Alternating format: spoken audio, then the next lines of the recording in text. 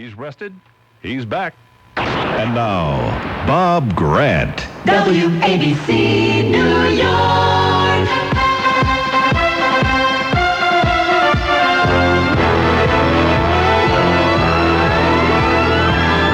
And let's be heard. Good afternoon, everyone. The telephone lines are open. The number to call in New York is 563 WABC.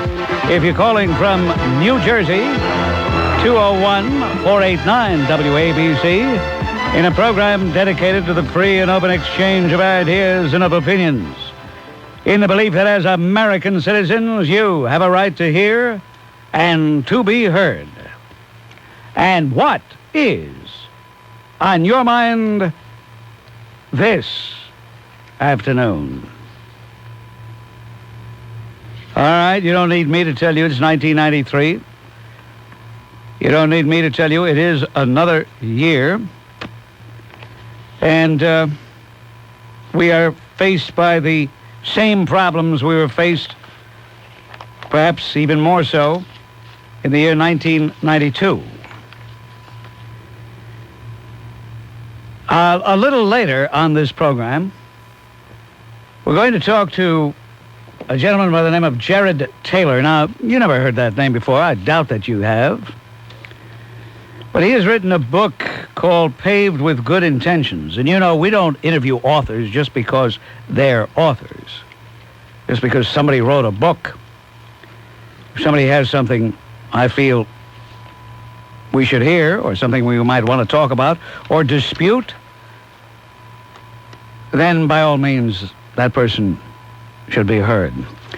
But I have many reasons for wanting Jared Taylor to be heard, not the least of which is, now get this, not the least of which is, nobody else has the couillons to interview him. And why?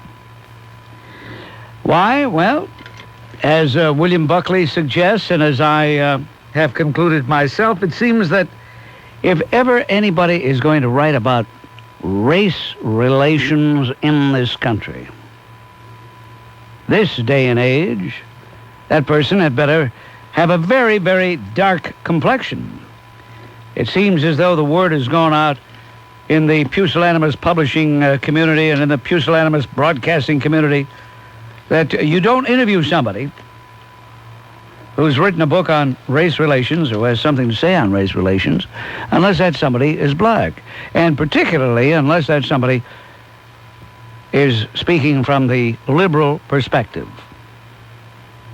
Paved with Good Intentions is the title of the book. It's called The Failure of Race Relations in Contemporary America.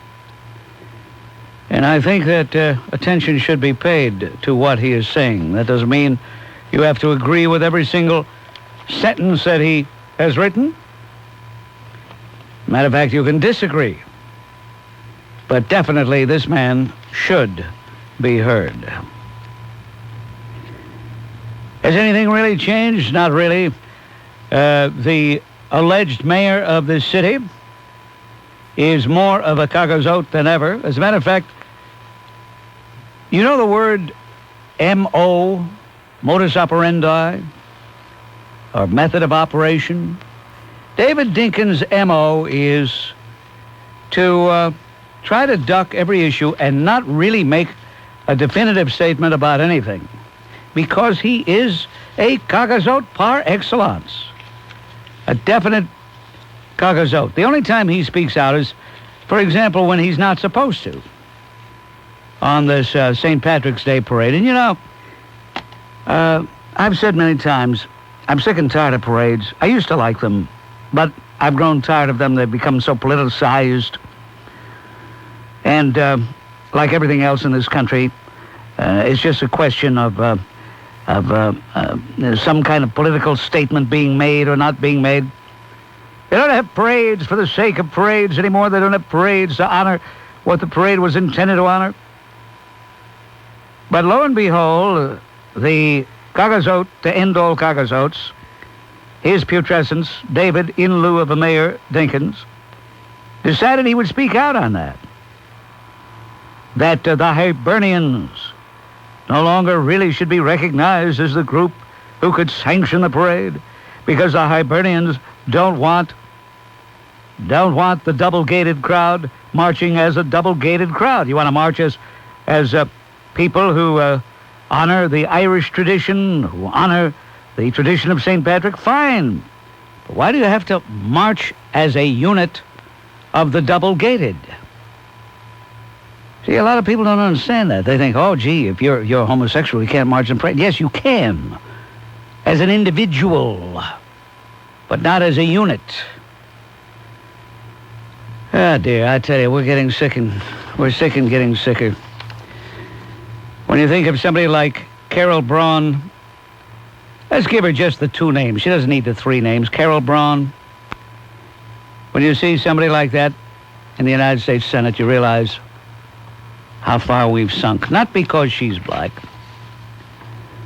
but because she is an arrogant, vicious, contemptuous, unworthy scum. I had occasion to have to go to the city of Chicago upon my return. It was a very sad occasion.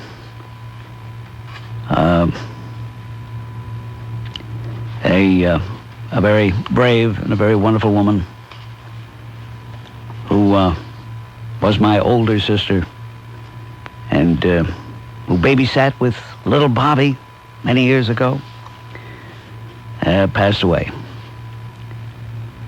When I quit smoking, I tried to get her to quit smoking. She wouldn't do it.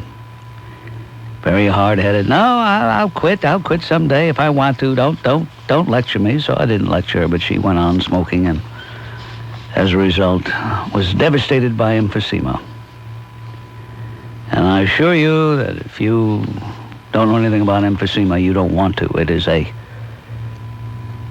a debilitating disease that tortures its victim until finally the victim dies.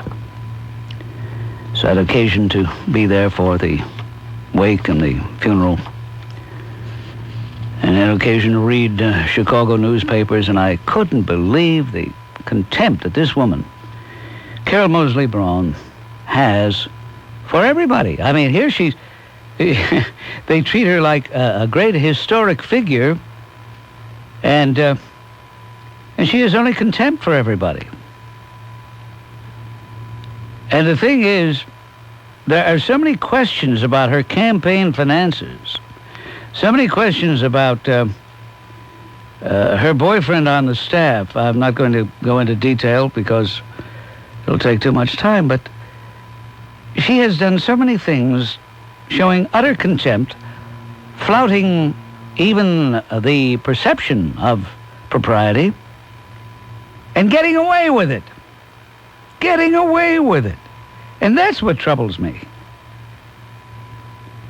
Since the election, she has been criticized for taking a nearly month-long vacation to Africa with her son and her campaign manager and boyfriend.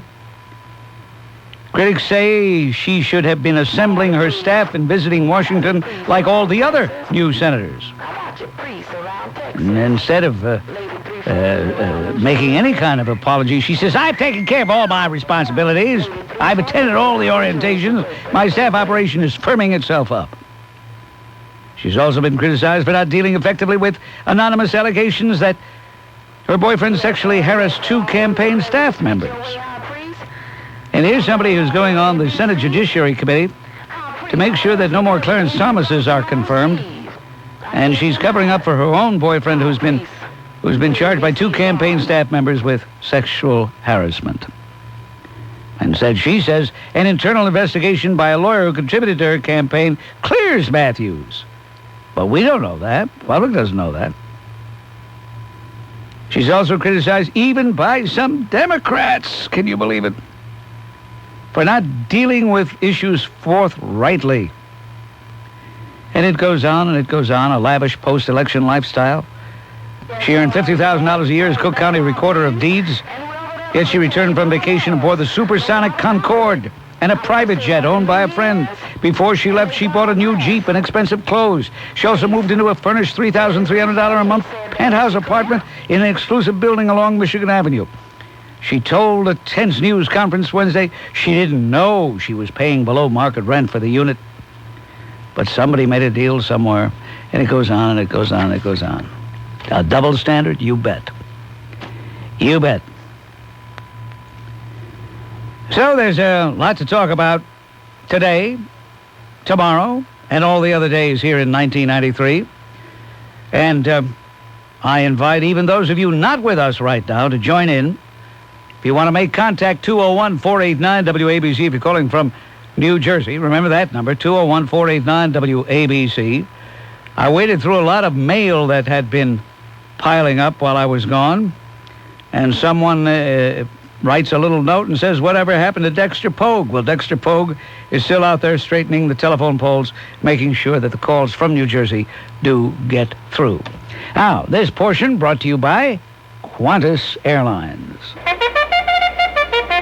Under starters orders. Racing. And away we go now. Beauty. It's Qantas Airways first out of the gates, followed by... It's Qantas followed by... virtually no one. It's Qantas and, Qantas, this seems to be a one-horse race. Qantas definitely leading, with more flights to Australia and the South Pacific from North America than any other airline. Insist upon a Qantas ticket from New York and you'll get priority check-in through to your destination. Complimentary drinks, movies, headsets, you name it.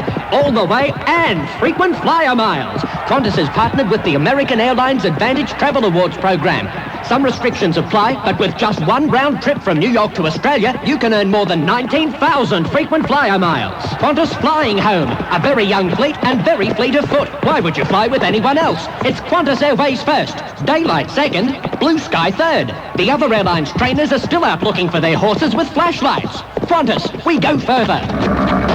What? You went to buy a cellular phone and they tried to bamboozle you, con you, and jerk you around on advertised models? Forget about it. Here's the real deal on the latest Motorola cellular car phone. $47 installed. What? Forget about it. Top's price always includes complete installation, choice of antenna free, and Bell Atlantic mobile service. No tricks, no surprises, no add-ons. Installed free by professionals on site 7 days a week. Sundays too. What? You don't own a car? Forget about it. How about Panasonic's #1 rated handheld cellular phone for only $196 with Bell Atlantic service? Topsy, can I get a real deal on a car stereo? Forget about it. How about a Pioneer car stereo AM/FM cassette installed for $97? And I'll give you $100 cash reward if I can't beat your best deal. Get to Tops in Secaucus, Edison, East Hanover, and Lakewood, New Jersey. And now in Hawthorne, New York on Route 9A in Westchester County. Forget about it. You gotta be happy at Tops. Satisfaction guaranteed.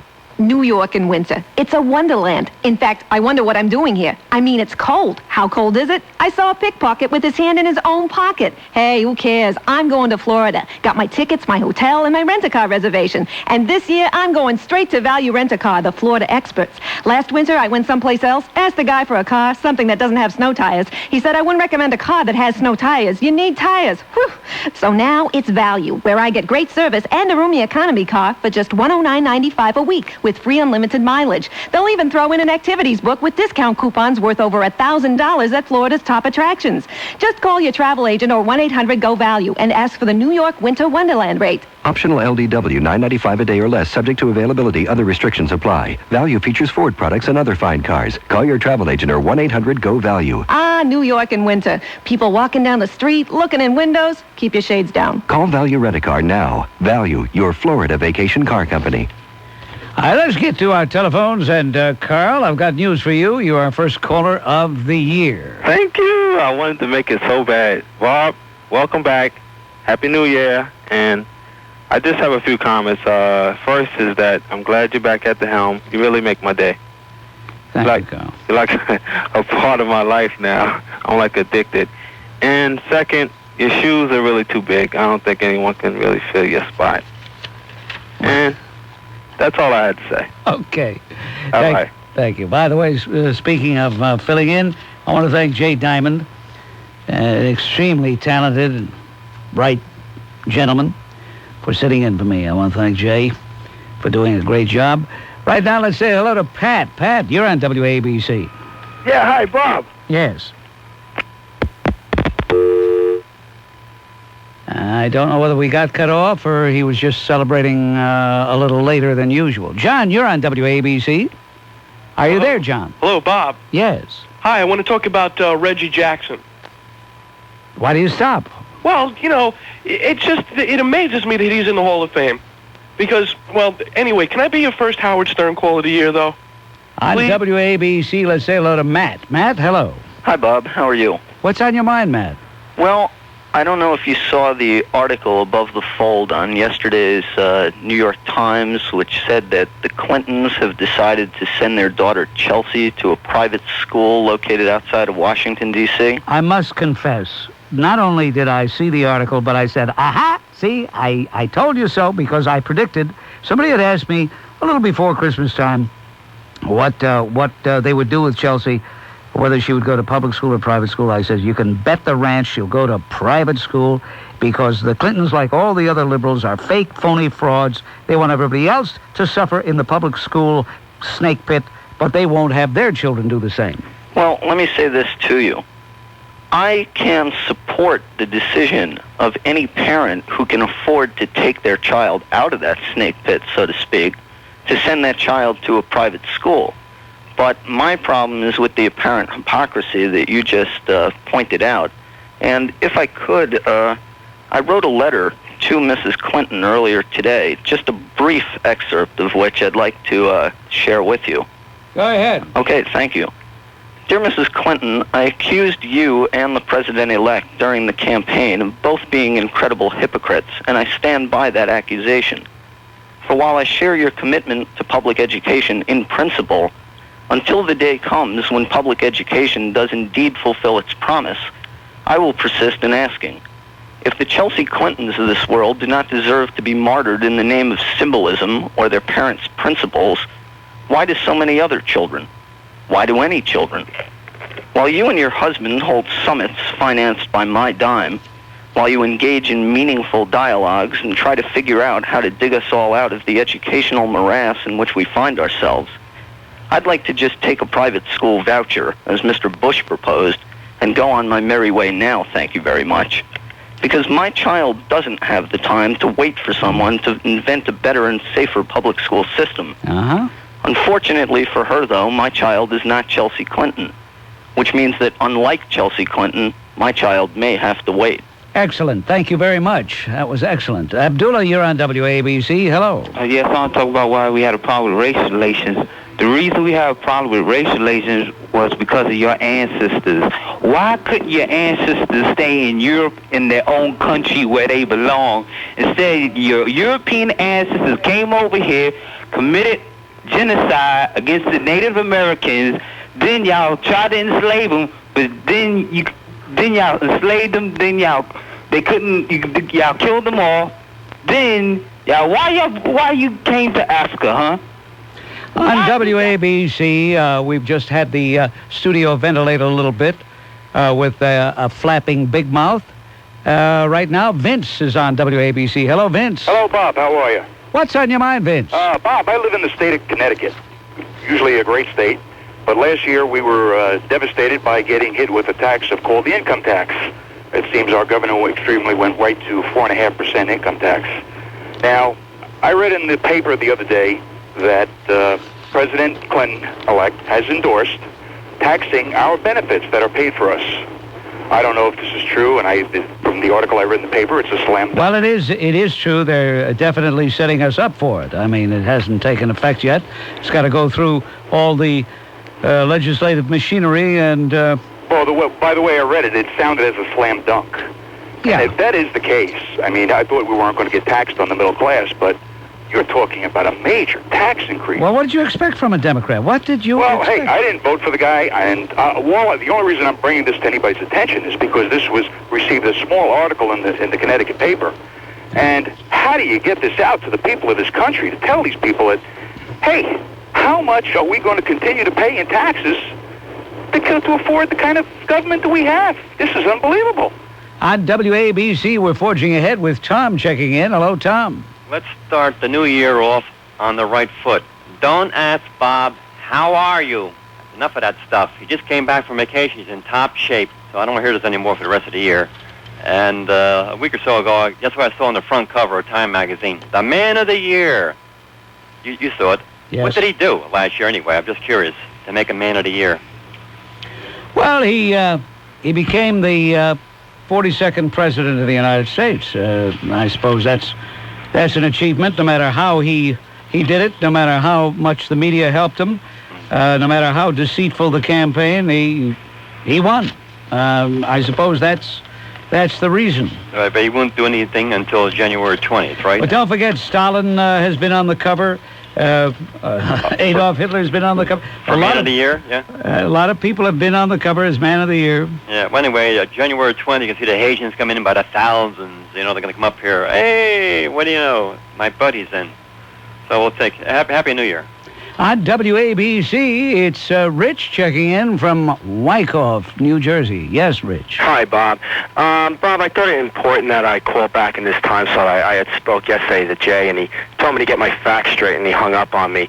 I don't know if you're aware of it because you've been away, but there's this guy that his name's Donald Chapman. He raped a woman, and he's back out now, and he's on the streets again. Actually, he better be taken off the streets. I'll tell you why I say that. As sure as you're there, and you're calling from the town he's in, I believe. Yeah, I live 3 houses from him. Okay, this guy is just a time bomb waiting to go off again. He is a mutant who, whatever happened to his chromosomal balance has caused him to want to do this. He'll never stop. As a matter of fact, in another New Jersey town, a guy just got out for committing rape 10 years ago.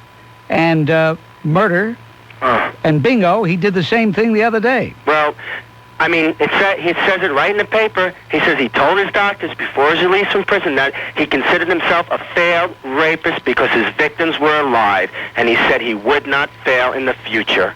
Yeah. It's unbelievable. It's unbelievable, absolutely. As a matter of fact, I was so pleased that they executed Wesley Dodd. Do you know who Wesley Dodd is? Yeah, I do. Yeah, I do. Now, here's a guy who had to plead to be hung. Here's a guy who said, I do bad things to little kids, and if they don't hang me, I'll kill a guard. Unbelievable. And still, the Bleeding Hearts tried to save him. Isn't that unbelievable? Yep. I mean, this Chapman guy, has said he wants to do exactly what this other guy did that they hung. I mean, it's the same thing.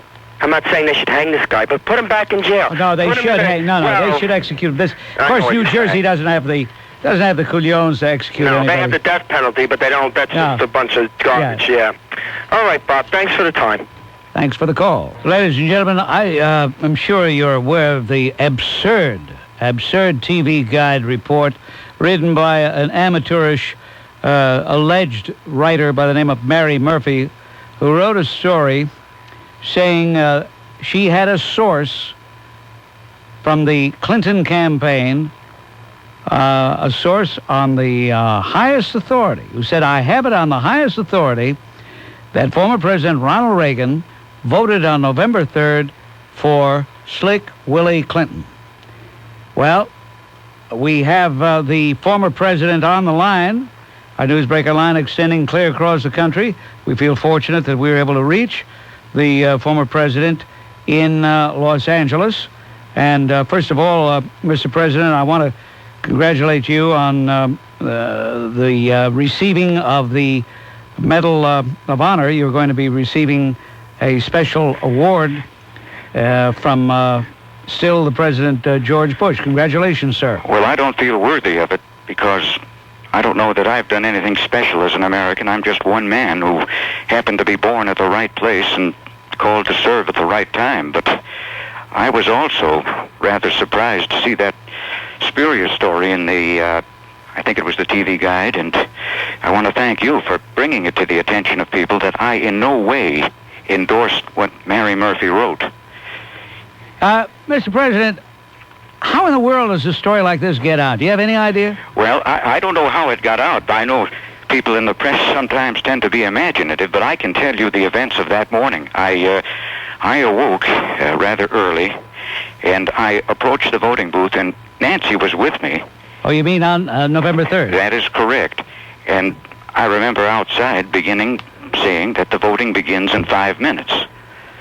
And apparently somebody on the NSC staff, former NSC, put out some kind of a rumor, or somebody down at the NSC perhaps might have voted for Clinton, but I assure you that I had nothing to do with it. Well, now you... There may have been moles down there, but I voted for George Bush. Bob, I served with the man served with me, rather, for 8 years as a loyal and consistently effective vice president, and I assure you that I voted for George Bush. Now, you did meet with the president-elect. You met with him not too long ago. He did come to pay I guess you'd call it a courtesy call. The cameras were grinding away, and both of you seemed jovial. He was smiling, and there was a sense of warmth between you two. You did give him a canister of jelly beans. Yes, now, I did. Now, who was there at that time who might have planted the story, which I do not believe for one moment, sir, who might have planted the story that you were going to vote for Mr. Clinton? Well, Bob, after 80 years in public life, I can guarantee you that even though you screen people out who, as far as their qualifications to work for you, bad eggs, bad apples get in. And I haven't the faintest idea whom, but you realize that in public life, particularly when you reach the White House, which I suppose is the preeminent position, that one can never be certain of the loyalty of subordinates. And so, well, I suppose that even in your position, along the line, you have been dissatisfied with mere underlings who work for you, and you know that sometimes you, as the lead man, the head man, have to pay the price for those who work beneath you. And I honestly have no idea, but I can assure you that, and I don't want to hear people calling up later and claiming that I forgot whom I vote for, because I did not forget. I voted for George Bush. I voted for George Bush 4 times. Twice as vice president and twice for president. And so I have even taken the liberty of having my attorney be with me today in an effort to shed more light on the Mary Murphy story. Would you speak to Mr. Robards? Your attorney? Yes, his name is Wilfred Robards. Yeah, I'd be glad to, Mr. President. From the British firm of Robards, and Pete. All right. Mr. Grant? Yes? I understand you have been interviewing my client as to his disposition to vote on your American election day. May I render some assurances to you with regard to the character and inclination of one Mary Murphy? Yes.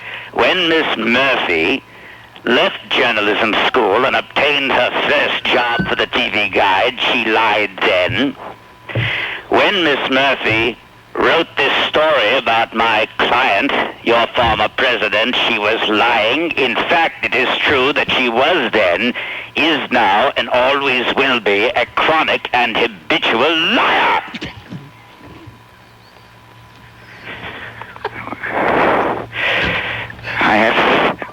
My attorney has just grabbed for some of his nitroglycerin pills. Bob?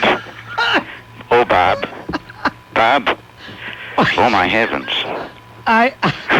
Mr. President, your attorney is most fascinating. I didn't even say anything, and I'm a riot already. No, he's a fascinating man. He reminds me of Captain Bligh. Well, he bears a decided resemblance. I know because I sailed as a yeoman with Captain Bligh. I see. I understand. I understand, Mr. President, that you have a special detachment of Secret Service, and you have a gentleman who was a colonel in a foreign army. You don't forget anything, do you? Yeah, is Otto there? Yes, Colonel von Scherbeck. May I speak Colonel Otto von Scherbeck is with me, and he is the part of the special detachment of Secret Service officials who have been who have been assigned to guard me in my post-presidential years. Would you like to speak to the colonel? Yes, I would, Mr. President. He doesn't ordinarily speak to Americans, but I'll put him on. So, Mr. Grant, apparently you have a desire to speak with me. Yes, I do, Colonel. I want you to be very careful in what you say, because there will be no delousing ceremonies if you exceed your mandate to ask me questions. I don't like to answer them so much as I like to propose them. Yes, of course, Colonel. First of all, Colonel, were you with the former president on the morning of November 3rd, 1992? I was nowhere near the president that day. I must remind you, I was merely a petty functionary. I had no decision-making powers. Why has he retained your services as a special liaison man for the Secret Service? Well, in my background, there are some details about my proficiency in certain interrogations, which he supposed would be very useful in the post-presidential life. Interrogations? That's right. I have an inordinate ability to keep away the lowlifes. I see. Naturally, through my bearing, we Van Scherbecks have always been cavalrymen, exhibiting perfect posture while mounted and walking. And the natural inclination of my body, as I walk perfectly erect, tends to intimidate people and keep away the refuse of life. Present company accepted. You do enjoy intimidating people then, Colonel? It is not so much that I enjoy it, it is merely that it comes naturally to me, much as interviewing and being on the radio, I'm certain, comes natural to you. In fact, someday we may have a very good use for you, Herr Grant. In what capacity do you think you could utilize my services, Colonel?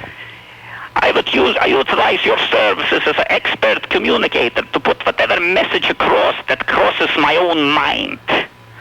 I see. Well, Colonel, it has been an extreme privilege and a great surprise, a joyful surprise to be able to talk to you. Of course, the feeling is doubly mutual. Now, come to visit me someday at well, my retreat in the Black Forest. I see. Yeah, you don't go to Berchtesgaden, do you? Not lately. Colonel, the attorney that has been retained by the former president, is he still there? He's in the back, popping nitroglycerin as if they were jelly beans, but I'll summon him for you. Achtung! Schwein! Englischer Schwein! Yes, how may I help you, Mr. Grant? My dear Mr. Grant, you must realize that I am an exceptionally busy man. I don't wish to rush you, but I do have functions to perform. Otherwise, I should be happy to answer any and all questions that you ask. Yes, what did you call Miss Murphy? What was that adjective you applied to her? If you require me to repeat it, she was when she got her job at TV Guide. She is now, as she writes spurious fairy tales. And she always will be a chronic and habitual liar. You must pardon me. Well, Bob, you put my staff here through its paces, and I think now that they have been able to parry with you, they'll be able to protect me. So I want to thank you and assure everybody listening, and I know you have a vast listening audience of millions, that I voted proudly and efficiently for George Herbert Walker Bush. I believe you, of course, Mr. President. And now, Mr. President, I know there's someone else lurking behind the telephone there. Bob, as you would say, my nudge. Yeah, well, yeah. I know there's someone else, Mr. President, in addition to the distinguished barrister and the colonel, and of course yourself. He has just been added to your staff, I know. And I'd like to speak to him. Would you call Jay Diamond to the telephone, please? Oh boy. Yes, Bob. Jay. Yeah? You're in fast company over there. Oh, a lot of eminences are here. Well, I want to tell you really what a privilege it was to kid around with you today after having tried, however inadequately, to fill the chair while you were out. And I can tell you that the greatest thrill of my last 2 weeks was being here today and listening to you take to the air at 3:06 promptly. Well, now you're going to have to come in and take over the show because my voice is shot. You know what happens when you laugh and you try to keep from laughing? My voice is absolutely shot. But I'm shopping for your present. I just have not been able to find the video cassette of Witness for the Prosecution. I see. Well, I tell you, that Charles Lawton imitation, really, it just absolutely fractures me. Yeah, I don't know why. When I first did it for you over the phone, this was off the air, you cracked up, too. You really liked that. Well, the way you build up to calling the person a liar. In the film, there must be people out there who recognize that picture. Yeah. All right. Jay, thank you so much. Well, thank you, Bob. Welcome home. Bob, welcome back. Thank you. I just wanted to say, I worked for CBS TV network. I did. I'm retired now for 35 years. I've a radio buff my whole life. I want to commend you and Jay Diamond for probably the greatest 4 or 5 minutes I've ever heard. Funny and great that I've ever heard on radio. Well, I think what I'm going to have to do is make that excerpt of that little vignette. I think I'm going to have to make that available for video, for audio cassette. Bob, it's a collector's item. I think you're right. God bless. Thank you very much. Mike is checking in right now. Hello, Mike. Yeah, and I think Jay Diamond's impersonations are immature and it was a waste of time, and I think you should go... On WABC, we're forging ahead with Milton checking in. Hello, Milton. Milton, are you there? Milton obviously is not there. Maybe he's with Mike. Derek, you're on WABC. Hello. Happy New Year, Bob. The reason why I'm calling is, I don't know if you heard when you were gone that this guy, Sharpton. Yeah, what a deal. A plea bargain, only a $5,000 fine? You know, I remember back years ago when Amos and Andy used to be on radio and TV. You probably remember them from when you were a kid, right? Now, he says, Sharpton, that they were racist, they were this, they were that, but they had one routine that fit this guy to a T. When Amos came home, when Andy came home, came to the cab shop, whatever, he said, oh, the mail's here. And he held up an envelope and said, you got something here from the IRS. And the Kingfisher grabbed it. He held it up to the light and looked at it. Andy said to him, Kingfisher, that might be your tax refund. And the Kingfisher said, Andy, before they done something, you got to done fund something. And I done funded nothing in 20 years. I get it. I get it. And just... On WABC, let's say hello to Dan checking in. I called to express my condolences about your sister passing, and I just want you to know I'll say some prayers for you and your family. You're one of my favorite people, along with President Reagan and George Bush and a few others. But I feel for you, Bob, because it's refreshing to listen to you speak and speak the truth, and it's inspiration to my spirit. Thank you very much, Dan. Okay, Bob. Hello, Robert. You're on WABC with Bob Grant. Hello. I'm glad your sister died. I'm glad you should... Can you believe that? Can you believe that, ladies and gentlemen? Can you believe that? Can you believe people are that sick? Ah, dear me. Sean, you're on WABC. Hello. How you doing, Bob? First-time caller. What's on your mind, Sean? Okay, this is a pretty interesting story you might like. I'm a young guy, and I've always been curious about religion. I'm saying, you know, the bottom line is man is afraid of the unknown, and I'm sure you'll agree with me on that, as far as going into space. And the biggest thing we're afraid of unknown is dying. Like, what's going to happen when we die? So I felt for many years now that when you die, everybody's so afraid to die that many years ago, let's come up with this thing called religion. Okay, let's just say that when we die, if we lead a good life, we'll go to heaven, and everybody will live happy ever after. And for a while, I was like, how can these people actually believe that? Then after a while, I figured out, let me think to myself, what happens when you do die? And I figured it out. I tell my friends this. If you picture yourself at 3 o'clock in the morning, okay, from the hours of 3 o'clock in the morning to 4 o'clock in the morning, what does that feel like? I want you to explain to me, from that 1 hour period, what does that feel like? And their always same response is, I don't know. I said, that's what it feels like to be dead. And that was my conclusion to that. So then what happened after that, it was kind of a shallow life I was leading for a couple of years. And then all of a sudden, I came across my chance to go to a morgue. And I saw this guy hanging there, okay? And there was like two guys actually in there, and they were like fresh blood was dripping into this pan. And I was saying to myself, my God, I go right close to these things. And I said, You know what? You're a pain in the neck. You're a sickie. I don't want to hear you anymore. Rudy, you're on... No. Rudy's not on WABC instead? To explain away what the last idiot said who was on a line about religion being a figment of man's imagination and inventing it because of fear of death. He'd have to explain away all the prophecy that we have in the Bible that has come true. And he'd have to explain all the miracles and all the things that we've seen and how man has fulfilled the prophecy and that he is destroying himself. And I think this guy makes the atheists look pretty stupid. That's all I wanted to say. On WABC, it's Tom checking in. Tom from New Jersey. Hello, Tom. Say, it's Bob with the adenoids. Welcome back. Bob, Mr. Clinton, or President-elect Clinton.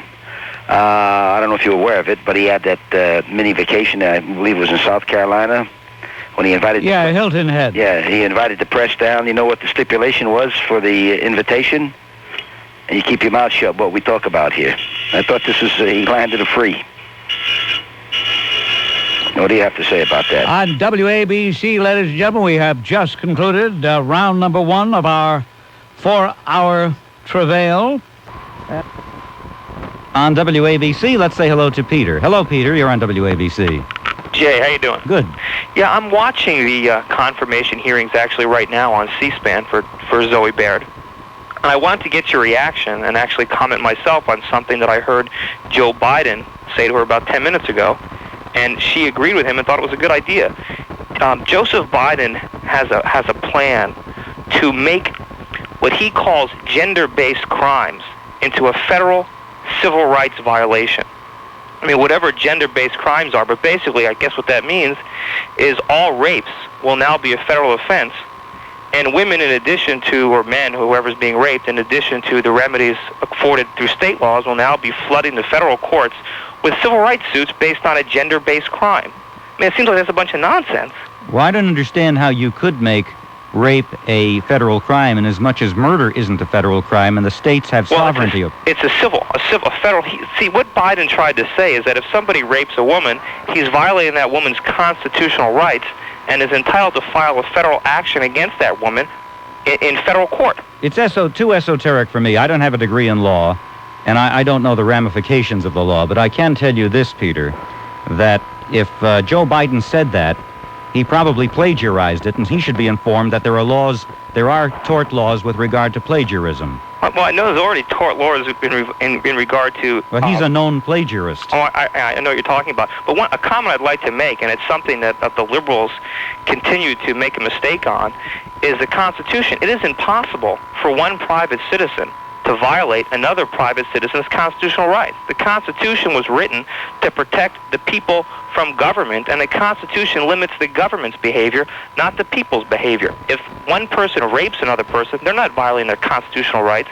They're violating the rights, or they're violating the law from the state in which the rape took place. Well, that's your opinion, but I would be willing to bet, without the benefit of a legal education, that if the Constitution guarantees certain rights to people, which it does, that if another person violates their constitutional right, let's say to life, liberty, and the pursuit of happiness, or then that person can be brought up on a suit. I think you're mistaken. But not, I urge you to look it up. Well, What law school did you go to? Well, I've got the Constitution in my hand. Yeah, but you are not an attorney, and I'm right and you're wrong on that issue. A private person can violate another person's constitutional right. They can violate... For example, let me give you an example. I don't know the amendment, but I do know that if I were to make you work for me for nothing, that would be violating the constitutional provision. Prohibiting involuntary servitude.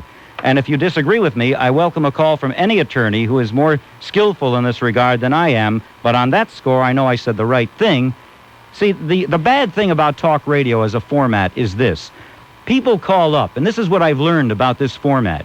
Anybody can call up a talk radio station, purport to be anything, and say anything, and a lot of the people in the audience will say, "Oh, gee, you know what I heard today? I heard a guy." Well, how do you know that? I heard a guy on radio say that if you go outside and step on a cockroach, you can go to jail for 7 years. I said, "Really? How do you know that?" "Oh, I heard it on talk radio. A guy called in."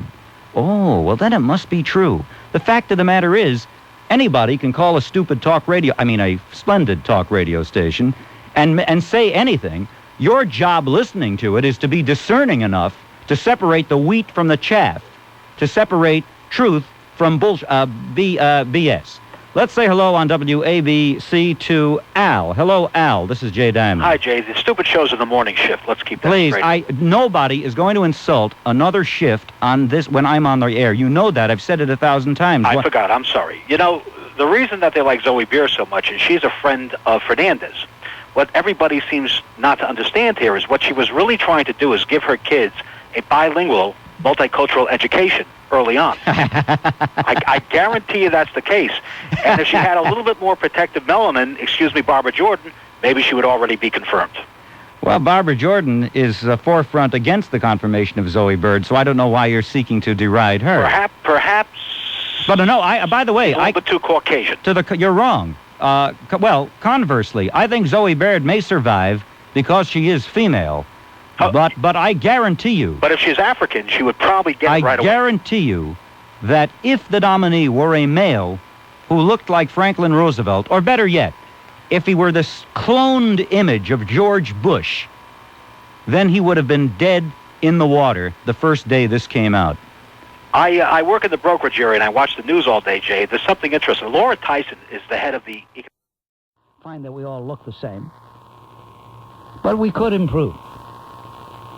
Ladies and gentlemen, there's hardly a day that goes by that I'm not opening my mail and being called a racist, or picking up the telephone on WABC on this program and being called a racist, or picking up a newspaper and reading what somebody said. I accept that. I accept it. I don't think it's true in the sense that I am unique. I don't think it's true to the extent that I think that the race that my lineage derives from, the Caucasian, the European, the white race, is superior. I don't think that. So I'm at peace with myself. I want to make that very clear. However, those of you who might think, well, you know, we're going to silence this guy, we're going to call him a racist, we're going to do this, we're going to do that, he's not going to talk. You're wrong. You're dead wrong. And I'll tell you why I keep talking about it. Because other people keep talking about it and doing things. For example, out of Syracuse, New York, comes word the Pledge of Allegiance was resumed at a Syracuse high school, where it was stopped last week after a dispute between students who rise to say the oath and those who don't, those who just sit there and make noises and grimace and give signs. Anninger High School Principal Peter Cavanaugh said forums are scheduled throughout the week for students to talk about their differences over reciting the pledge. Can you believe this? The majority of those who refuse to stand are blacks. The principal said the African-American kids perceive it as a philosophical issue. Well, why does it have to be an issue? Either they're Americans and pledge allegiance to the United States of America, or they don't pledge allegiance. And if they don't, that tells us they don't consider themselves Americans. So you have black students who want to make a statement by not saying the Pledge of Allegiance. And that's supposed to be okay, that's acceptable. They're making a statement. Let me turn to something else. The obsession that Jesse Jerkson has, and the reason Jesse Jerkson behaves the way he does is nobody stands up to him. Everybody folds like a cheap camera. And the only guy who really took him on of any consequence was Ed Koch back in 1988. And they vilified Ed Koch. When Ed Koch says anybody who is Jewish or who supports the state of Israel would have to be crazy to vote for Jesse Jerkson, Ed Koch was right. But he backed down. He backed down from that ever so slightly, but he backed down. Now, here's his latest. He says that there should be selective boycotts of Major League Baseball games on opening day unless the sport has created a plan to increase minority representation in the front office. If we've simply gone from carrying cotton balls to carrying footballs, basketballs, and baseballs, we haven't made fundamental progress. Well, listen, Jesse, you big fake phony fraud. There's a big difference between carrying cotton balls and the basketballs, baseballs, and footballs. Ask Barry Bonds what a difference there is. Ask Dwight Gooden. Ask Bobby Bonilla. Ask a whole host of athletes in all the sports. Ask Patrick Ewing. I could go on and on and on. The millions and millions of dollars these fellows make. He says, we're not discussing unqualified people getting jobs. We're talking about qualified people who are being ignored and qualified people who are being trained. Well, I'll tell you this. Because baseball owners have proven they are feckless, pathetic, pusillanimous, putrid cowards, they will continue to make their fatal mistakes, and they will give in, and they will give in, and they will give in. And when you deal with a person who has the Hitler mentality of a Jesse Jerkson, the more he gets, the more he wants. That's human nature. It's got nothing to do with the fact that he's black. Human nature is human nature. And human nature being what it is, when you show that you are afraid of somebody and you're going to give in, you try to appease them. As Neville Chamberlain thought you could appease Hitler. The more you try to appease, the more they want. And so, Jesse Jerkson, he will win, not because he is correct, but because everybody else is absolutely, shamelessly, pathetically cowardly. All right. Bob Grant, what's on your mind? Yes, I'm Jewish, and I heard Rabbi Echt speaking before. I'd like to say that Rabbi Echt does not represent the Jewish population in New York. He represents a small minority, Hasidic group, which is fanatic, and he is spreading hatred against the Bible doctrine. He's what? He's what? What is he doing? He's spreading hate.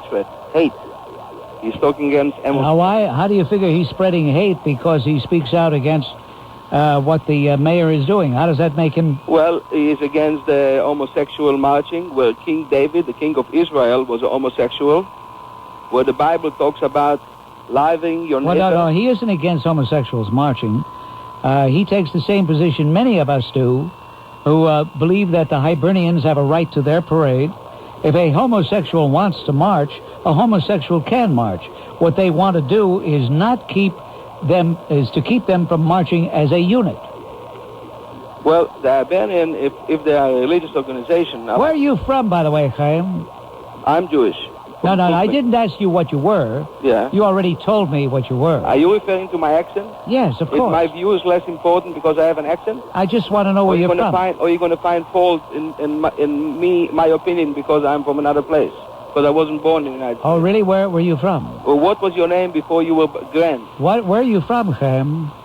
And why are you... I'd like to say something Why are you so ashamed of where you're from? Don't try to analyze me. Try to analyze Listen, Chaim. Can you refer to my comments instead of going to me personally and attacking me too? I want you to know something.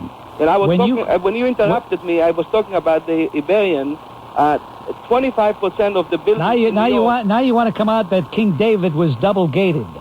Well, he was, wasn't he? Well, he was. That's the first I've heard of it. He's the king of Israel. Goliath never told me that he tried to put the make on him. Well, you speak personally with Goliath? Why are you ashamed of where you're from? That's what I'd like to know. Why do 25% of the buildings in Manhattan not paying real estate taxes because they belong to religious organizations? Oh, in other words, you're an anti-religious person. No, I'm not anti-religious, but I'm paying with my own taxes for religious buildings that should be paying taxes. Here's a guy who's ashamed of where he's from, and he wants to keep talking. I'm ashamed. And where are you from? Where am I from? You know where I'm from, pal. And listen, when I ask a question, I expect an answer. And you should be ashamed of yourself talking anything about him. Talking everything about him, eh? Together. And if not for hate, you would not be on the radio because nobody would listen to you. Herr Zixu. Thank you. Du bist a Manser. Get off my phone, you creep. Charles, you're on WABC. What's on your mind? Hello, Bob. My name is Charles, and I was born in the United States of America and proud of it. I'm a little nervous. I must say, last week you had you were interviewing somebody, and you referred to Pat Schroeder as Our Lady, I think, I'm paraphrasing, as Perpetual Puke. That's right, Pat Schroeder, Our Lady of Perpetual Puke. And I have to tell you, Bob, you have done this many times. You have no idea how funny, how much... You're a very humorous man, and how much I enjoyed your show from 1986. Now, let me say what I'm going to say. The Iraqis twice crossed over the Kuwaiti border and stole arms. Now, I'm a little crazy because I even go back to 1989. I don't understand why Jimmy Carter, when they took over that embassy, didn't come to Congress and declare war on Iran. But that aside, twice they've crossed over and stole arms. Now, what does the government need to do to show Saddam Hussein what the, I don't understand it. How far does he have to push? I'm flabbergasted. Yeah. Well, he'll be around for a long time. He'll be around for a long time. He'd probably go back into Kuwait. Bob, he's already testing it. Let me ask you a question then. I hate to say it, but I predicted it. What is the politics behind this? The politics is, for some reason, we just don't... we feel we're supposed to get in the ring, throw some punches, but never knock the other guy out. Think about it. Thank you. Dorothy, checking in from Montclair. Hi, Bob. I didn't send you my picture because I thought the Christmas mail would be too heavy, so I'll send it out at the end of this week. Oh. Okay? Okay. I didn't want you to think that I was reneging on my promise. All right. In any event, Bob, I want to talk about these black radio stations. You know, I've been monitoring them for quite a long while. Now, the most favorite word that they use, Bob, is the oppressor. The whites, the Caucasians, the Europeans, we are all the oppressor. Now, they refer to us as oppressor, but yet they take our welfare. We give them student grants.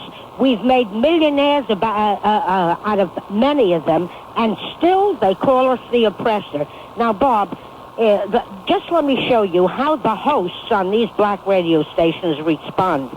I was listening to a caller who said that he had heard that in order for a person to become a Jew, for a woman to become a Jew, she had to be a prostitute. Listen to this. I'm listening to this, and I feel like taking the radio and throwing it through the window because this was the most shocking thing I ever heard.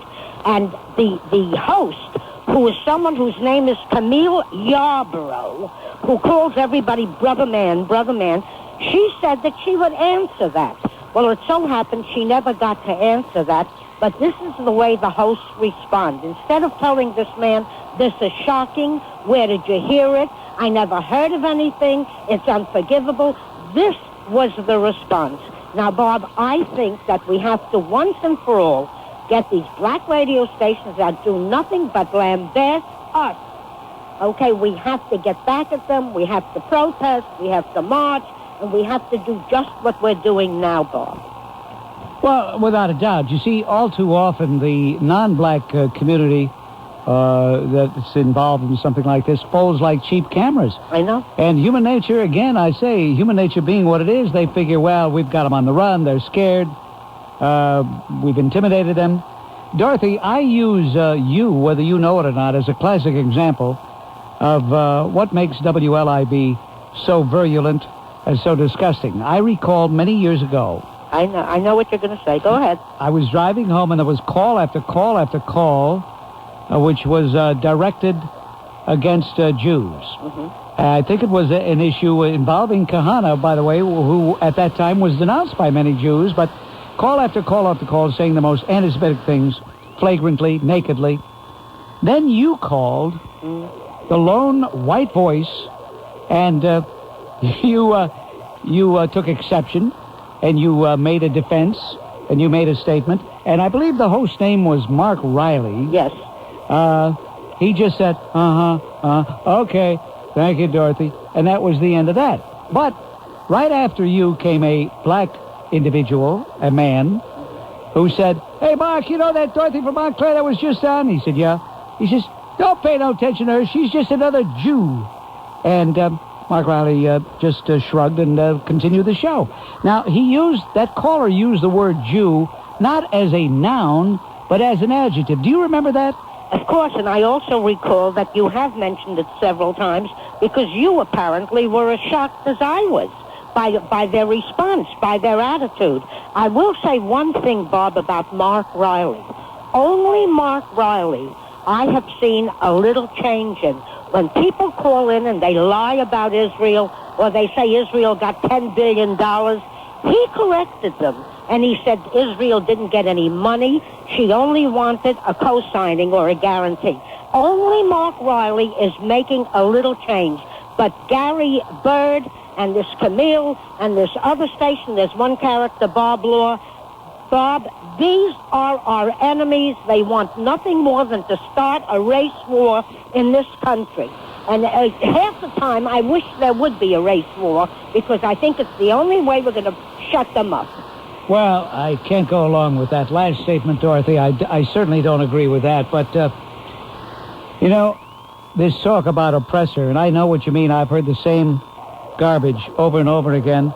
As a matter of fact, they refer to us as an army of occupation quite often. Mm-hmm. If it really were so oppressive, why the hell don't they leave? Exactly. There are many emergent countries on the continent of Africa.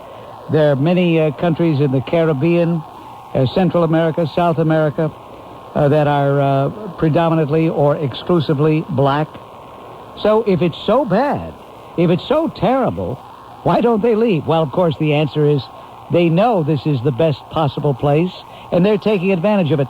Again, I want to cite the mentality of appeasing an Adolf Hitler. The more Chamberlain and the more the rest of the world appeased Hitler, the more he wanted. And you'd think by this time we would have learned that the more you appease a dictator, the more he wants. But apparently we just haven't learned that lesson. Right. Bob, one more thing. Years ago, when Jesse Jackson mentioned Hymietown, he also said some other things, and I haven't heard too much attention being given to this. He said that the Jews did not want to share power with the blacks. Well, what did he mean? Did he want the Jewish movie studios to give the blacks half? Did he want the Jewish department stores to give the blacks half? What did he want? If he wants these things, let him work for it like the Jews have. Well, that's a good point. But you see, what he wanted in that context, he's going to get in the world of sports. He'll have these baseball teams decimated, and they deserve it because they are feckless, they are cowardly, and they won't stand up to him. Thank you, Dorothy. Okay, thank you, Bob. For a very important social reason. You want to tell me what it is? I was hoping you'd ask that. People are complaining about welfare. People are complaining about something for nothing. Did you hear the president's inaugural speech, Steve? I'm sure you did. I did. Wherein he stated unequivocally the days of something for nothing are over. Those years are gone. No more will we have years where people get something for nothing. And where does spending habits begin? They begin in the cradle. Where do habits of frugality begin? They begin in the cradle. For too long, we've been letting babies get the idea that we're in for a free ride. Now that we charge them something for being born, these babies will understand the meaning and value of a buck. And that's why I instituted a baby tax, to teach them the value of money. And why did you double the tax on cigarettes, Fat Gene? I want to keep you healthy, and by discouraging you from smoking, you'll be able to pursue other activities like gambling and drinking, which we encourage. How are you encouraging tourism by raising hotel taxes? I'm encouraging tourism to other states by people leaving New York because of the hotel That's taxes. what we all ought to do. We ought to pick up and leave and go to Florida and leave you here. All right. Wallow in your taxes. I've taken enough of this abuse. I'm going to go to a station where they throw puffballs. Mario, I'm insulted. I'm leaving. Ascendame. Hey, Tuze Brovino Svachim. Steve. Mario, azendame. Tuze brobino spachim. Thank you. And I want to add something to that. Steve? Yeah. Let me insult you back. No, I'm here. I came here. I'm the governor. I want to insult you. Tu sei probia no. Tu sei probia fedusa. Yeah. All right. That's Yeah. enough. The governor left. You got him all angry. He's huffing and puffing out of here, and he's leaving arm in arms with his great collaborator, Mayor David N. for Nothing Dinkins. Yeah. And you did it. You got him mad. Thank you for letting me vent my spleen there, Mr. J. Diamond. All right, It thanks, was a pleasure. Steve. I appreciate the call. Have a pleasant afternoon. Thank you. On WABC, let's say hi to Robert. Hello, Robert. Hi, Jay. How are you? Good. Wanted to bring up a point in the whole Zoe Baird sordid episode that it's becoming. I think that to a certain extent, conservatives, to the extent that they've jumped on the bandwagon, are playing a little bit into liberals' hands in terms of allowing them to define their terms. This would be a perfect situation where you could point out government's intrusion into people's rights to contract, people's rights to decide who it is that they want to watch their children, that type of thing. I don't believe that when those employment laws were originally passed that they had child care in mind, per se. I think it was an example of a law that was passed with the idea of the GMs of this world, and instead... Who are you to think that? Well... Who are you to interpret? Is this the Robert, Supreme Court of Robert? Well, I mean, why are you making legal interpretations at variance with what the courts have decided, and what makes you think that you are wiser and more able to scrutinize and decipher our laws than the judges who are already sworn in? They apparently are at variance with you. They believe that law in 1986 did take into consideration for individual employers, which in fact it did, because it consciously differentiated between the penalties for civil and commercial violators. The non-commercial, I mean, they're all commercial, but the private contractors, those who employ one or two people, are fined civilly, and major corporations are taken care of criminally. So there. Now what do you have to say? Well, I realize that. I just think that the... You don't know what you think, but that's okay. I appreciate the call nonetheless, because you give me a chance to show off. Dominic, this is Jay Diamond on WABC. Hello, Jay. Hi. There are two things I want to discuss, and I believe you and maybe Bob Grant and Rush Limbaugh would have insight of what I'm going to say to you. I gotta laugh at a guy like this. What am I, a team, pal? No. Every time you mention my name, you gotta mention it with other guy? I didn't know I was in a vaudeville act. Well, the other people on your... I'm kidding. I'm just joking. I'm joking. Can't do it. I'm playing like Bob, that's all. I want to talk It's about... a little gag. Okay. The first thing I want to talk about is how to resolve the abortion problem that exists in this country. I'm a physician, and I know that the whole abortion problem revolves around money. Unfortunately, the public is not aware of that. If physicians were not paid to do the abortions, nobody would do them. And if some kind of law, and I don't know how to implement this now, but if some kind of law could be made that a physician must do abortions, and they must do them without payment, in other words, do it on an altruistic basis because they feel that's right. I don't believe you're a physician, because anybody who could pass organic chemistry could not possibly be as simple-minded as you now seem to be. Okay. I understand there to be a requirement in the Constitution, again, a stricture against involuntary servitude. Well, Apparently, it's not involuntary. It would be voluntary. Oh, you mean they would... I thought I heard you distinctly say they would have to do this on an altruistic basis. No, they could do it. They just wouldn't get paid. And the people... Do you work for free? No, I don't. Why shouldn't you? What kind of a doctor are you? I do obstetrics and gynecology. Well, would you do gynecological examinations for free? You sound like the kind of guy who might. I have done them. Yeah. We've done a lot of work for free during my lifetime. I'm not a young guy here. Are you required to do it? No, but we've done it over the years. All right, you sound like a nice man, but I think it's impractical. It's silly. You know you're not going to be able to get people to work for nothing. Well, I don't know how to arrange the law, but let me go to one more. What's wrong? Listen, if abortion is legal, Dominic, if it is legal, there's nothing wrong with charging a fee for a service. I understand, but if we change, well... Take your time for a moment and speak about the last interview or phone call you just had with the woman who believes English should be the main language. Yeah. I am in full agreement with that. However, I disagree with her when she says that she feels most people of Hispanic or whatever think the same. Both my parents are from Puerto Rico, and I can tell you firsthand that growing up in Bridgeport, Connecticut, I don't live there any longer, that's not the feeling. Most of these people that I knew as growing up did not want to integrate into I know. society. But I think I asked her. I may be mistaken. I seem to remember asking her that question, and she said once she talks to them and explains her point of view, she can overcome the propaganda of the ethnocentric multiculturalists. I see. Of the Hispanic chauvinists. I see. Because I think really that this is a problem we brought upon ourselves. When I went to grammar school, we had several children, I can remember very distinctly, coming straight from Puerto Rico, could not speak a word of English.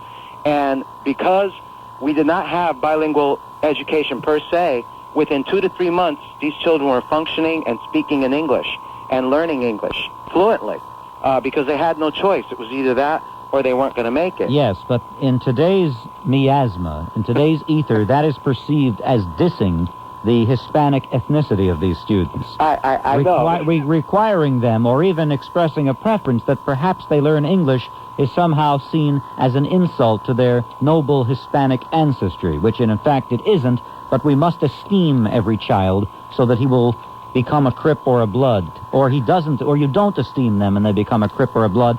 Actually, the truth is, no matter what you do, if they're hell-bent, they'll be a Crip or a Blood anyway, so who cares? I understand you, Phil. All I can speak for is I know myself. you're right. I know you're right. In my home, my dad came when he was 17. He couldn't speak a word of English. He still speaks with a thick accent, but doggone it, he made sure we learned how to speak English because he knew that would be the only way we were going to make it here. Well, he was a father. He wasn't a Crip or a Blood. Thanks very much for the call on WABC, Okay. and I want to visit here with Mike. Mike, this is Jay Diamond. Hi. Jay, how are you? Good. Well, in reference to your discussion with Senora Pedrado, I'd like to quote something by a Miss Suki, S-U-K-I, Park. She is the executive director of the Family Health Project of New York City. This is what she said. As somebody who's been there from the beginning of what's happened to people of color, it is far too late and far too little for us to be satisfied with what this means. Who said this? Suki, S-U-K-I, P-A-R. You sure it isn't pronounced Sucky? Very possibly, Jay. Well, I wouldn't want to pronounce her name wrong. Oh, okay. Who is she? Who is this woman? She is the executive director of the Family Health Project of New York City. And where did you get this from? From a quote on TV. And I'll reread, if I may. Well, if it's on TV, how do you have it? How are you reading it? Well, I taped it. Oh. Now. When was this? Pardon me? When did you see it? This was last Wednesday. All right. Who is she, and what was she referring to? Well, I just said who she is. She's the Family Health Project director. Right. What was the context? Well, I'll read it to you again, if I may. Quickly, get to the point. As We're somebody late. who's been there from the beginning of what's happened to people of color, it is far too late and far too little for us to be satisfied with what this means. Here's the bombshell. Quick. We've got a lot to do because there are youngsters out there who are not having the material translated for them, and they will surely die because they didn't understand what that safer sex lesson meant. Okay, Mike, I gotta go. Thank you very much. Appreciate the call. What is all that racket? Yes, I'm listening to your show every night, and Where are you? I'm in Brooklyn. No, you sound like you're in the middle of a refugee camp. No, I have a very question. I don't trust this guy. Yeah, I don't trust this guy. Uh-huh. What are you trying to burp, but you don't know how? Is that it? Yeah. No, I'm going to ask you a question. What do you want? What do you want, this Nicholas? Bob, can I say it, Bob? Can I please say it, Bob? He gives me permission. Yes, I know. You trying to copy Bob? No, I wouldn't do that. No, because you keep on saying you're done with Jay. Why don't you drop dead, you bastard? Hayes, you're on WABC. Yeah, hi, Jay. I really hate Lola. It's not because he insults me or attacks me. I honestly feel it's not right to do that. Right. If there's people listening on the radio, and there's something about a low person that I detest. I mean, if somebody calls me up and wants to contend with me or even insult me, but they sound like an American who knows how to speak with a high IQ, and maybe they have some socially acceptable qualities in their background. But when I hear somebody who sounds like he just fell out of a chute in a bagel factory trying to get nasty, I just can't stand it. Well, I'm glad that you said you don't mind people that disagree at times. One thing I had I just don't like low people. Oh, okay. Well, that's my fate. I was born to mix with socially acceptable people and not lowlives. Well, I think I'm going to make this show restricted. Okay, well, that's good. Anyway, Jay, I just wanted to just bring up to you. You mentioned the gang violence, rather the gangs, the Bloods and the Crips or whatever. The Crips and the Bloods. The Crips and the Bloods, yes. I just wanted to I took a little issue with you in reference to that because the gangs are very serious situations. And it seemed to me that it was kind of like being trivialized by you when, the way you're talking about it and what have you, somewhat condescendingly. And as though that there's some of the young people in there, every person that's involved with the gang is not necessarily in it because that they say, well, I want to be a part of a gang. They're sometimes involved because their lives are threatened, their parents' lives are threatened. I grew up in a neighborhood that had some gangs during my time, and, fortunately, I didn't, I was able to remove myself from that environment, but there are some young people who are not, and they sometimes are chased down, and because of the fact the gangs' idea is to increase the number of their gangs. So sometimes the kids are frightened and say, well, we'll hurt your mother, we'll hurt your brother, we'll hurt your sister, your friend, so you join the gang. So therefore you're joining a gang not because you want to, because you feel you have to. So, I think that, yes, this country does have a responsibility to a degree to try to help some of these young people that are in a situation where they can't get out of, and try to say, well, listen, you can get out of it. You don't have to be a part of a gang, and try to work with them. Thank you for the call. Okay. Okay, I understand the joke. I know what you're trying to do, Bruce. You're speaking from central New York. I understand you're speaking in Delhi.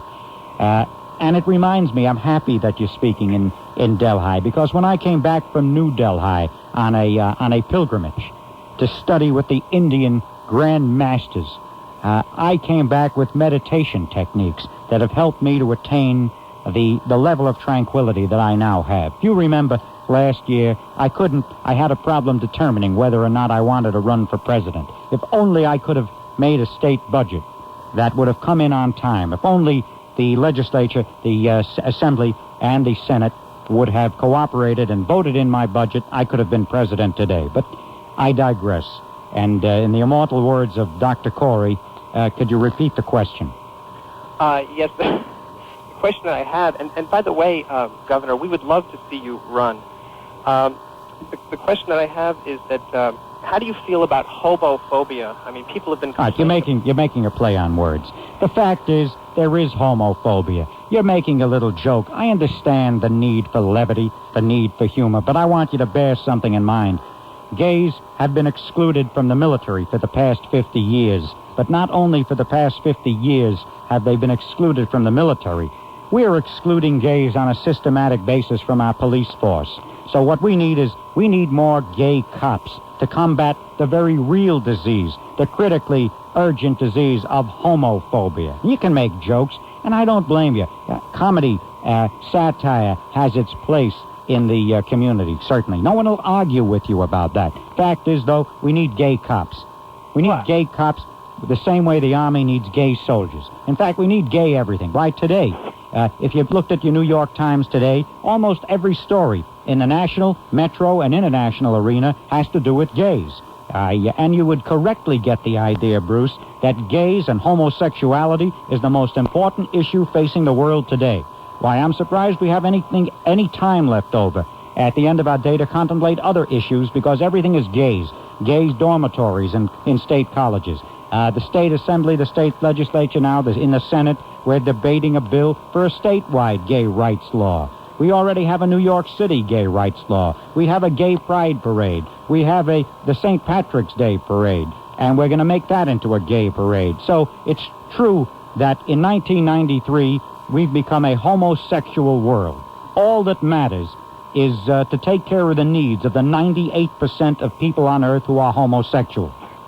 Hitherto, we thought that the figure was 10%, according to the gay lobby, but if you look at the newspaper, even today, Thursday, you'll see that 98% of the population are homosexual, and that's how it should be.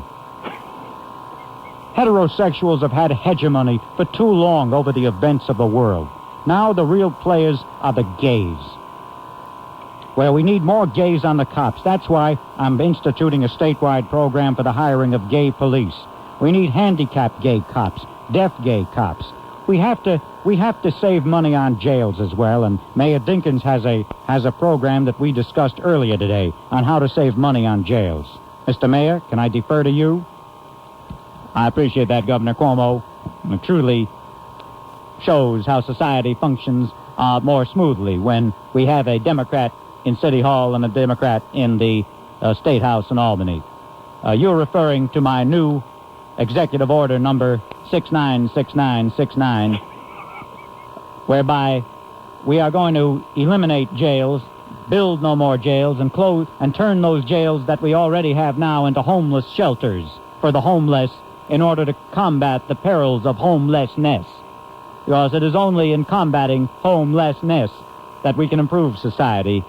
So that, according to Executive Order 696969, I hereby order all cops, all police, to quarter criminals in their homes from now on. If the police are behaving in such a fashion as to deprive the criminal community of their freedom, they are hereby obligated to take these criminals home and quarter them in their own homes with their own families. Thereby saving the citizens money on jails. That's right, Mr. Mayor. I congratulate you on your mandatory solution by having cops, making cops be responsible for the living quarters of criminals in their homes. That will cut down on police brutality and false arrest. If the policeman knows that he has to take the criminal home with him and put a roof over his head at his own expense, then we will cut down on brutality and false arrest. A brilliant solution to a critical social problem. Thank you. WABC. Yes. Hi, Jay, and distinguished panelists. Jay, I would like to speak to Mr. Tatum. All right. Mr. Tatum? Yes. Hello, Paul. Yeah. How, may I ask how you're doing this evening, please? I'm doing fine, Mr. Tatum. Oh, I would like to address this issue. Thank you so much. Okay, I'd like to address this issue. Yes. A few weeks ago, there was a program on Channel 13, the aftermath of the Crown Heights verdict, and what was the name of that community? I'm not familiar with it. Crown Heights? Crown Heights. Yeah, yes, you've heard of it, haven't you? I publish in Manhattan. Yes, I know you do. Yes. Yes, the Amsterdam News, that's it, huh? Yes, correct. Yes, that instrument of truth. Proceed, anyway, Mr. Tatum, I think you owe Jay Diamond an apology. And why I say this, there was a comment that was made by you that WABC it was made by Rabbi Avi Weiss, and please don't embarrass me by repeating the unfortunate remark I made, Paul. You see, in an act of open-hearted generosity, yeah, Jay lent me $150 for my rent last month. Oh, I see. Yes. But I think what's important here is that the rest of the audience hear what you said. For those who missed it, you referred to Rush Limbaugh and Jay Diamond, and you used the term "the idiot at night." Yes, well, yeah, that's true. I think that warrants an apology. Jay is much more magnanimous than most people, and so he forgave me when I apologized effusively. In fact, I broke down crying in his office, and he lent me $150 for my rent last month. Oh, I see. Well, that's very noble. And while we're on yes, that Paul, subject, you remember my paper. I was the only paper in New York to publish the name of the jogger. Yeah. And who made clear to the world that the boyfriend did it. Right. Yes. And those other young men were all innocent. They were quiet boys. Correct. You must understand they didn't have recreational facilities. Oh, they didn't have recreational facilities. Yes, and well, many people don't have recreational facilities, and somehow they survive. Paul, Go ahead. If only they had had life-size rubber dolls that were anatomically correct, Oh, they would I not see. have. They would not have had to do what the boyfriend did anyway. Right. Yes. Well, thank you so much okay. for calling. Take care. Thank you, Bye-bye Paul. Thank you. Charles, this is Jay Diamond. You're on WABC. Hello. Hi. I'd like to talk to Floria's. First, I'd like to ask Senator Al D'Amato. Is he there? No, he's not here. Okay. Is Mayor Dinkins still there? Yes, he is. Okay. I'd like to know how he explains the gay bathhouses in New York now, and are they active? You're asking the mayor? Yes. Mayor Dinkins? These are not bathhouses. These are privately owned health facilities where health information is displayed. Now, you ought to know better than that, Charles. You ought to know, after listening to Dr. Day last night, what my answer would be. And it's the only question, it's the only answer that fits the question. The answer is simple. Charles, yes? That is a place where gay men go for recreation, and these are health facilities, and this is the best place we can reach the gay community with our message of condoms and health advice. Okay, Mayor. Did you or did you not issue a permit for Reverend Al to march on Martin Luther King Day? Was there a permit obtained from Reverend Al? There are verbal permits and there are written permits. Well, what difference does it make? I see. Okay. You ought not to scrutinize everything that I do, because there are things that you ought to scrutinize, and this isn't one of them. Now stop being silly and go be a good citizen and do your homework and be a scholar in school. May I talk to Mayor Ed Koch, please? Mayor Koch, ask your question. I am outraged, and I think it's totally ridiculous that you broadcast from the law office and not at the station. Is there an explanation for this, Mayor? Well, let me ask you, Charles. What do you care? What difference does it make so long as the people can hear what he says? Right? Yeah. Mm-hmm. Well, I'm sure that I don't want to. Pardon me, Mayor. It's not that I don't feel you can speak for yourself, but I just feel that question is obvious, and the answer is obvious. Thank you, Charles. Okay. Appreciate the call. Thank you. Hal, you're on WABC. Hi, Jay. Hi. Greetings to your distinguished panel. I have a couple of questions, one for Mayor Dinkins, one for President Bush, and, of course, one for Al Sharpton. I'd like to direct my first one to the Reverend Sharpton. Reverend, last year, a man tried to murder you by stabbing you in the chest. And my question is, given the activities you engage in, do you ever, in retrospect, regret, as many of us do, that the attempted murder failed? Well, I don't think that you should. I think the question is in poor taste, because I don't think you should wish murder on anybody. But I'm going to thank you for calling just the same, but I think you're out of line, and so we won't entertain that. Let's say hello to Barbara. Hello, Barbara. Oh, hi. Hi. Hi. I only have one question. Yes, Barbara. And this one's for President Bush. May I call you President? Hey, I kind of like that president thing there. It's getting tough to think of myself as not being the president. That's why I want to pretend that I am the president. And I think if I concentrate, I can do as good a job pretending that I'm president now as I did when I was pretending that I was president from 1989 to 1993. I think so, too. Yeah, I'm not really ready for change yet either. But, Mr. President, is Jay Diamond good-looking?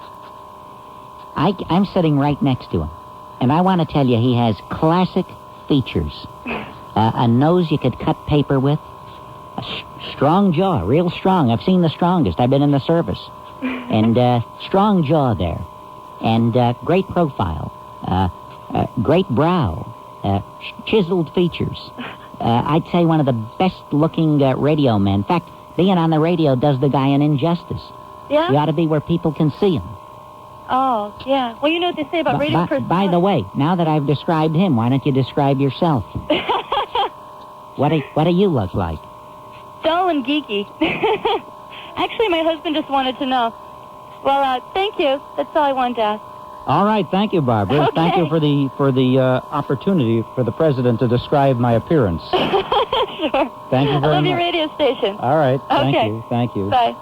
Chris, this is Jay Diamond. You're on WABC. Hi, Chris. Good evening. I wanted to take an opportunity to ask the distinguished gentleman, the two mayors of the city, whether or not they thought that perhaps it would be a good idea to utilize what is obviously great talent among the homosexual community, who seem to be rather miserable through all the protestation that we hear, that they seem to have I think what would make them gayer is to provide them with an outlet for their talent in city government. And I would suggest, because they tend to be focused on the intricacies of mixing their genitals with fecal material, that they get that they get involved in the Department of Environmental Protection. All right, I'm going to let them answer your question, but I want to say thank you, Chris, and have a good night, and pay attention to the answer now will do. On the radio. Okay. Governor, Mayor, the caller Chris obviously was being facetious, but I understand that you have some ideas about homosexuality and your response to the gay community in New York, which we all know statewide represents 99.9% of the state population, since 99.9, we could make that inference, I should say, ladies and gentlemen, because 99.9% of the newsprint and the airtime is devoted to stories that have to do with gay issues and gay problems and gay intrigues and gay business and gay dilemmas and gay life and gay death and gay games and gay playing and gay parades and gay marches and gay protests and gay bathhouses, and gay books, and gay culture, and gay curriculum, and gay condoms, and gay filth. Excuse me. One could easily get the impression that 99.9% of people in the world are homosexual these days. But let me defer to you, Governor Cuomo and Mayor Dinkins. What can you do to solve some of the problems that gay people face? Jay, I'm glad you asked me that question. Give me an opportunity to thank and grovel at the feet of the gay community, the community that put me over the top last time when I won by 1.5 or 2% against Herb London and Pierre Renfray. That the basis for the discrimination is less the sexuality and more the personal traits of the individual.